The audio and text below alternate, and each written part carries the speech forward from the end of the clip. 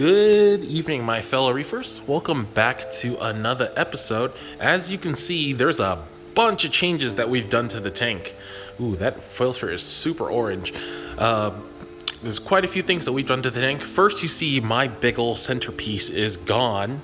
I've gone ahead and traded that entire thing for store credit, and just to kind of get rid of it because I just don't want any of that in the new tank. And you'll see a couple other small pieces are gone. We do have the Cali Tort, which is gone as well. And what else did I get rid of?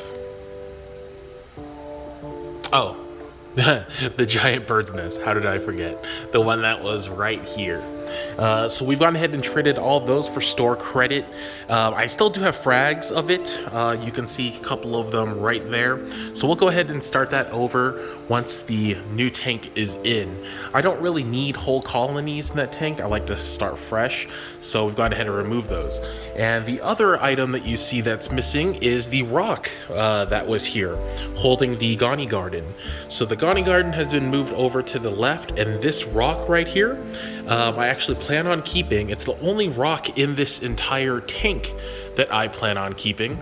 And that is going to be, well, that's not going to be, it already is moved to the new frag tank. So basically we just have this empty spot right here. I moved everything back, and it's basically my tank, my display tank has become a frag tank. Let's be real, that's essentially what's happened. And now as we wait for the new tank to arrive, which won't be for a few weeks, we do have to still keep this tank stable. One of the biggest indicators is actually my rainbow millie right here, which as you can see is super ugly right now. And that is partially because I've turned off the doser to this tank. The reason why is before we had all these huge colonies in the tank, and obviously I can't dose that same amount now. Because those corals no longer exist in that tank. I don't want to accidentally overdose and just end up murdering everything in this tank. So I've thought it would be a great opportunity just to switch out my doser completely. So my current doser, if you kind of look in here, is just one of those cheap ass G-Bow dosers that are like 60 bucks online. That thing's super old. Only 2 of the heads work right now, which is, I mean, enough just for alkalinity and then calcium. So luckily that's fine, but it's time to get something newer, bigger, and better. So today we're going to unbox this guy, the brand new ReefDose. Let me take this clip off. Is that better? Yeah, that's much better. So we're going to today review this brand new ReefDose, which is another Red Sea product.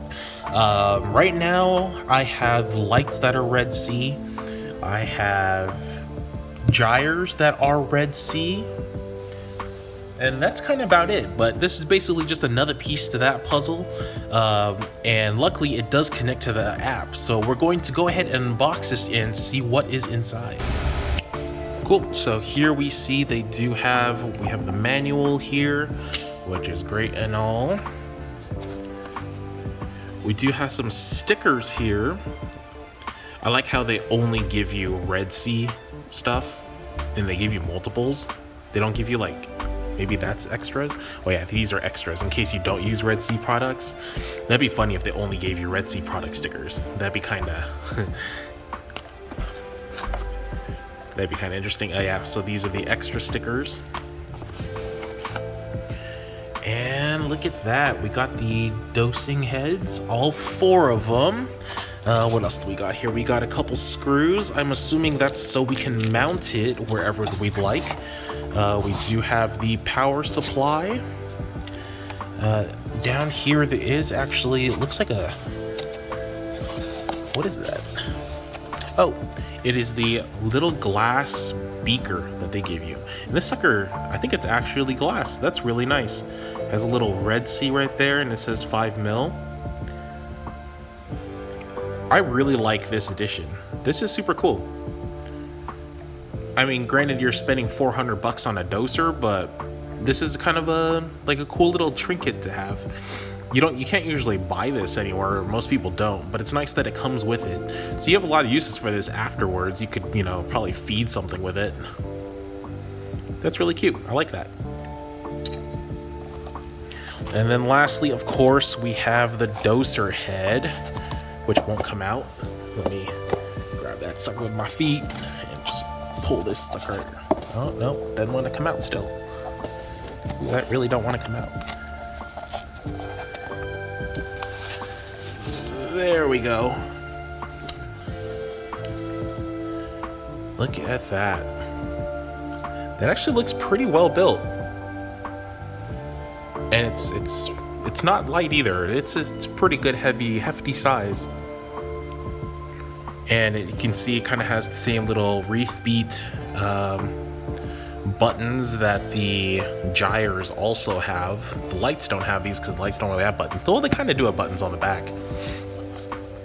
Ooh, you can see right there, my tank really needs a cleaning, but at this point I don't really care considering this tank will be here too much longer. There is the back mounting plate, which is super cool. You have the plug right there for power, and then I'm assuming that is just some type of button. I think it's the only button on here. So it's most likely just for power, turning things on and off. Yeah, there's no buttons. That's real nice. And they come with these little heads right here, and it looks like, the way I'm looking at it right now, that these heads do come off. Do they come off? Yeah, they do come off. Oh, that's super cool. So in case you guys don't know how these pumps work, basically these three little bearings, I guess you would call them. These bearings move in a circular fashion, and they put pressure on the tubing that's in there, and as it rotates, it'll kind of suck the water from one end to the other. I'm not sure if it's clockwise or counterclockwise, but that's pretty cool. And you have these little dosing heads. Now, these dosers do have a separate package, which I honestly don't understand why it came as a separate package. It should have come together given how expensive this item is, but they do have like a dosing tube kit that's nice and colorful. And I actually do plan on getting that at some point for this tank, for this new tank. But we're not going to do that on this old tank because there's kind of no point. I'm going to get rid of it.